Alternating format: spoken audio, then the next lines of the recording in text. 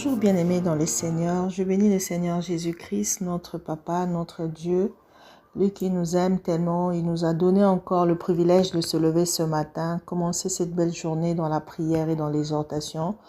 C'est une grâce et c'est une recommandation car la Bible nous dit que le livre de la loi ne doit jamais quitter nos vies. Nous devons la méditer jour et nuit afin que tout ce que nous allons poser comme action soit basé sur la connaissance de Jésus-Christ et sur sa volonté. Aujourd'hui, nous allons partager dans le livre de Colossiens, les chapitres 3. Je vais lire à partir du 1er jusqu'au 7e verset que je lis au nom de Jésus-Christ. Si donc vous êtes ressuscités avec Christ, cherchez les choses d'en haut, où Christ est assis à la droite des dieux. Attachez-vous aux choses d'en haut, et non à celles qui sont sur la terre. Car vous êtes morts, et votre vie est cachée avec Jésus-Christ en Dieu. Quand Christ, votre vie, paraîtra, alors vous paraîtrez aussi avec lui dans la gloire. Faites donc mourir ce qui est dans vos membres et terrestres, la débauche, l'impureté, la passion, les mauvais désirs et la cupidité, qui est une idolâtrie.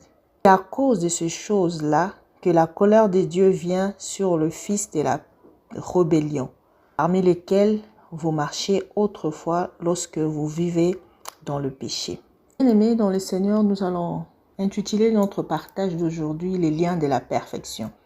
Il est important de savoir que nous devons vivre dans la perfection, dans la nouvelle vie avec Jésus-Christ. C'est bien, Dieu nous a sauvés au moyen de sa mort à la croix, nous a réconciliés avec Dieu, mais nous devons rester sanctifiés jusqu'à la rentrée ou à la venue de Jésus-Christ.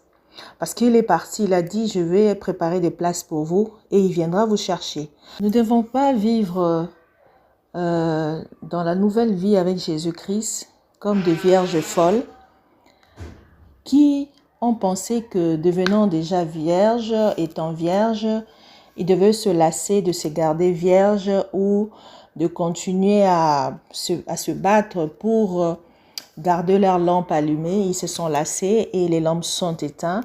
Et lorsque l'époux est venu, ils ne sont pas partis avec l'époux parce que ils ont éteint leur lampe. C'est-à-dire, dans la vie nouvelle avec Jésus-Christ, aussi longtemps qu'il n'est pas encore venu, nous devons nous garder perfectionnés, nous devons nous garder saints et irrépréhensibles pour rester sages, vierges, sans tache, comme lui-même veut nous présenter devant Dieu.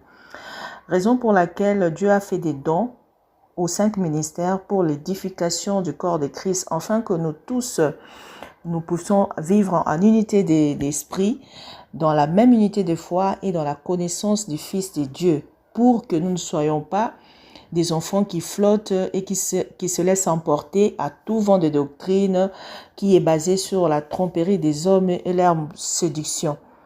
Bien-aimés, pour arriver à la perfection et garder nos vies dans la perfection, dans la sainteté, nous devons faire mourir tous les membres qui nous attirent dans le monde, qui nous fait vivre selon la chair.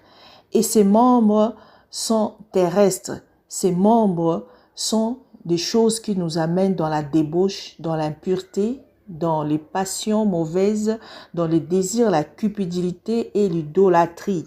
Tous ces membres-là agissent dans nos chairs et nous fait faire un certain nombre de choses pour que nous puissions demeurer dans la chair. Or, nous savons que comme la chair a les désirs contraires à celles de l'esprit, nous devons tout faire pour que nous puissions chasser et renoncer à la colère, à l'animosité, à la méchanceté, à la calomnie, aux paroles équivoques qui pourraient sortir de nos bouches et faire du mal à nos prochains. Nous devons apprendre à nous dire la vérité. Nous devons nous dépouiller au fait de notre vieil homme pour que nous puissions vivre en nouveauté d'esprit. Parce que lorsque Jésus-Christ nous prend, il nous rend de nouvelles personnes. Nous devons vivre dans ce renouvellement et nous attacher dans la connaissance de Jésus-Christ pour que nous puissions demeurer en lui et qu'il demeure en nous. Et lorsque nous demeurons en lui, nous saurons que dans cette unité du corps de Christ, il n'y a pas de différenciation. Il n'y a pas de parti pris. Nous ne devons pas parler, oh, toi tu es grec, comme le faisaient nos patriarches. Il pourrait y avoir des discussions du genre, toi tu es grec, toi tu es juif, toi tu es païen, toi tu es ceci, cela.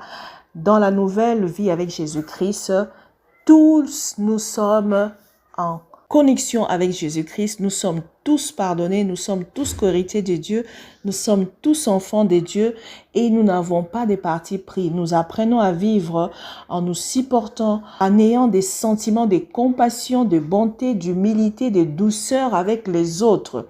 Au fait, les liens de la perfection ici, c'est l'amour. L'amour est donc le lien de la perfection.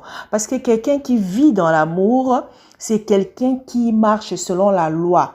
La Bible dit l'amour est l'accomplissement de la loi. Parce que regarde quelqu'un qui aime bien son prochain. Il est patient avec lui, il est plein de bonté, il n'envie pas le prochain, il est content lorsque l'autre est élevé, il vit avec lui, il partage tout et c'est ce que Dieu veut que nous puissions vivre et nous puissions être pour les uns les autres. C'est pourquoi, lorsque nous parlons les liens de la perfection, sachez-le bien que c'est l'amour. Nous devons vivre en harmonie avec nos frères et sœurs.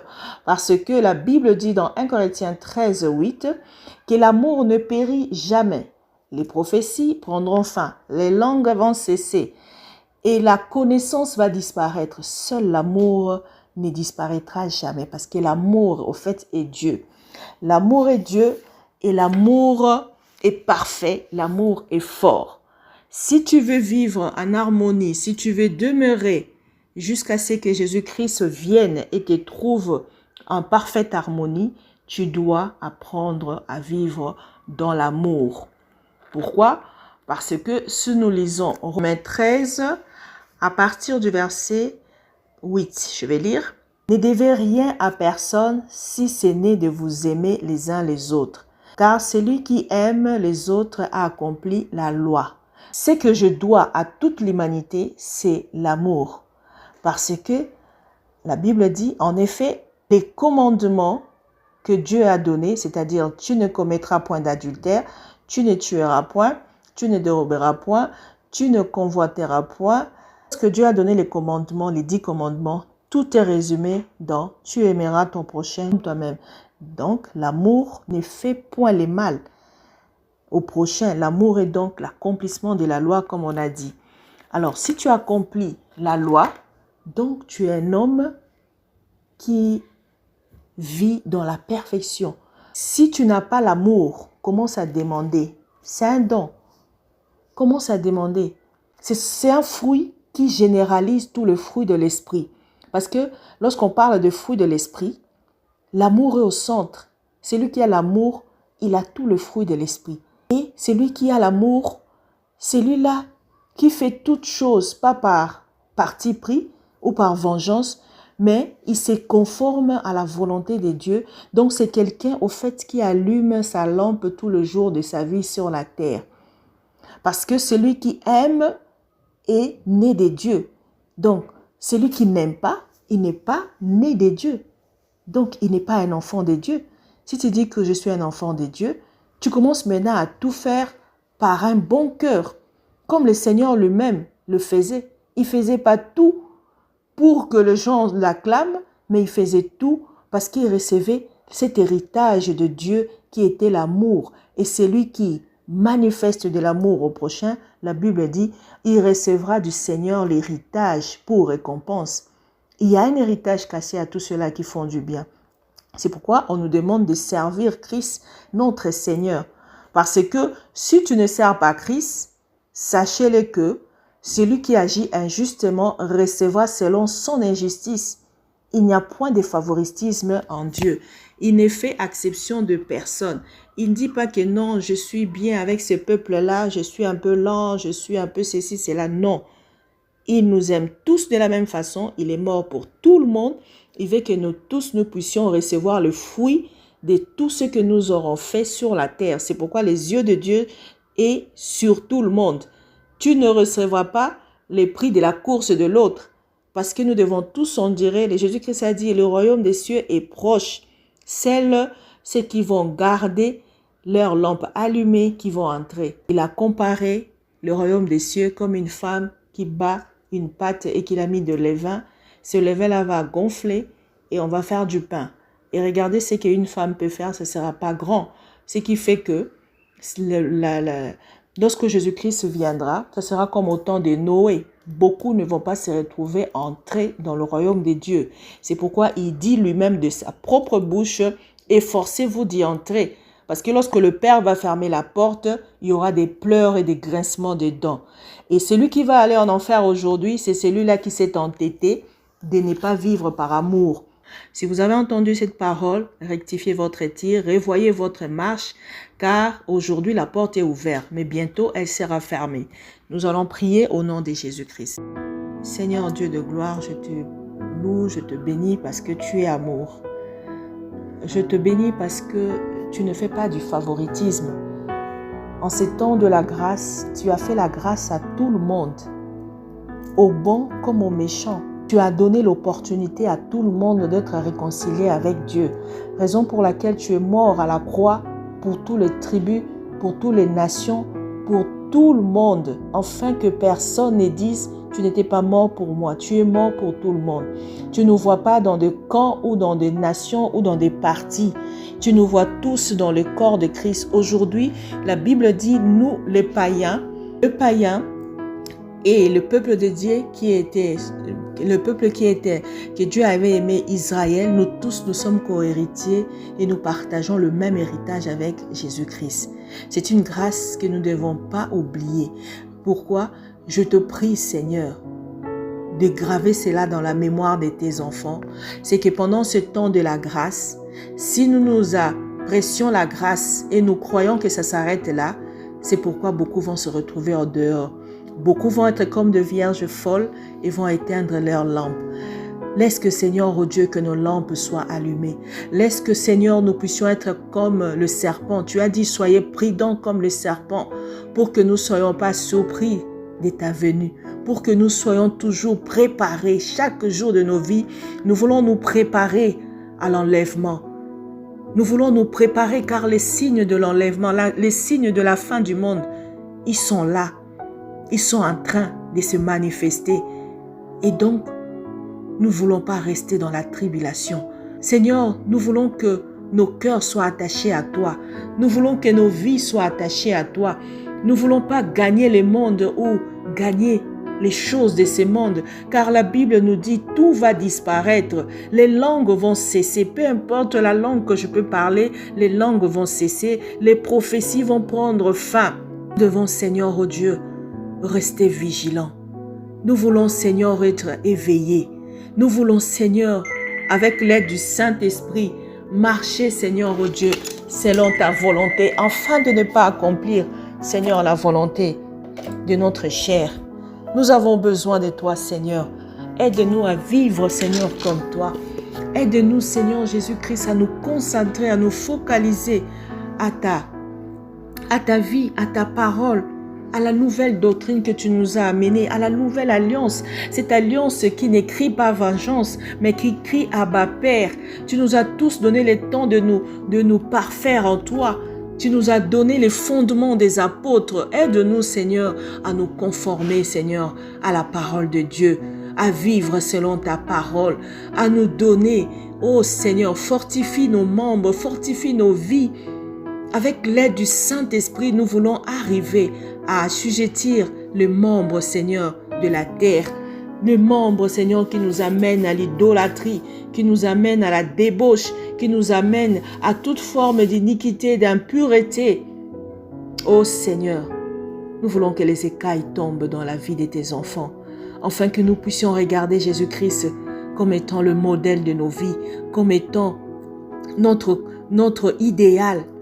Car tu l'as élevé comme le serpent de rein, afin que tout celui qui va regarder à lui, tout celui qui va garder les yeux fixés à lui, que nous soyons sauvés. Et il n'y a pas de salut à un autre nom.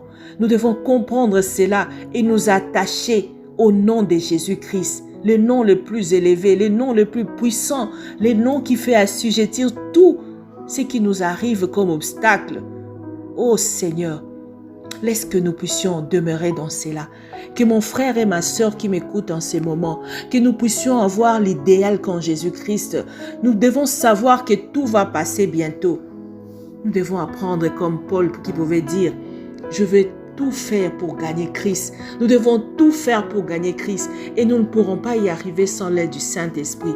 C'est pourquoi, Saint-Esprit, manifeste ton amour, manifeste ta présence dans la vie de tes enfants, guide nos pas, construis nos vies avec toi, sois les dirigeants. Ô Seigneur, sois celui qui nous console et nous relève lorsque nous tombons, car la Bible dit, 7 fois nous pourrons tomber, 7 fois nous devons nous relever, car la marche est encore là.